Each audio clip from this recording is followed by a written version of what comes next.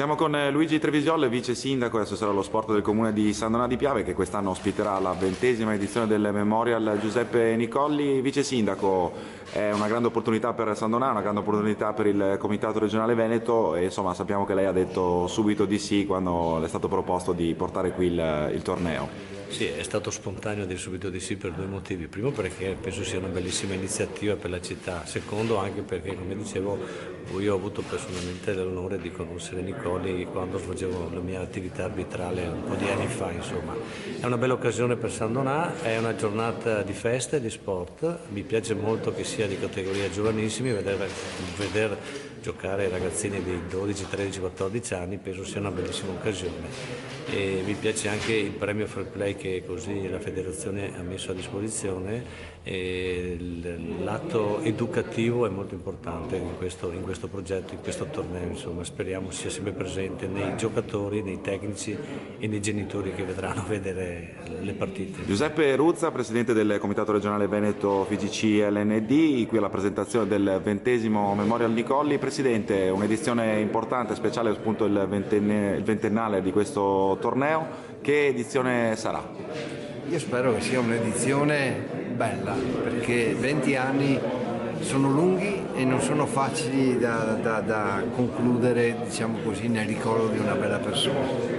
Io credo che il fatto che siamo alla 20ª edizione dimostra l'amore che abbiamo avuto per questa persona, perché altrimenti avremmo concluso molto prima questa esperienza. Io spero che sia tecnicamente anche valida, perché abbiamo bisogno di nuovi giocatori di calcio, quindi insomma, se sarò anche banale, io spero che i selezionatori delle rappresentative abbiano scelto bene, che ci facciano godere di un bel momento sportivo e un bel momento tecnico. Siamo stanchi di vedere persone che tante volte diciamo ma questi è meglio che si dedichino ad altri sport, vogliamo giocatori di calcio.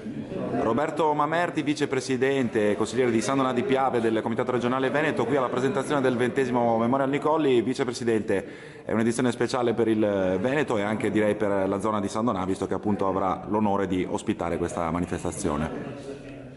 Sì, è vero, è una manifestazione intanto molto importante per il Comitato Regionale Veneto ed è con orgoglio che dico che sono riuscito, tramite anche l'aiuto del Presidente e di alcuni consiglieri, Patrick Pittoni e Dino Tamai, Patrick Pittoni vicepresidente, a portare quantomeno la parte finale a San Donà di Piave, perché secondo me l'avevo anche anticipato in tempi non sospetti che facevo di tutto per portare questo a San Donà di Piave. Ci sono riuscito, adesso speriamo solo che la manifestazione si svolga in maniera adeguata, bella e secondo i canoni della correttezza generale.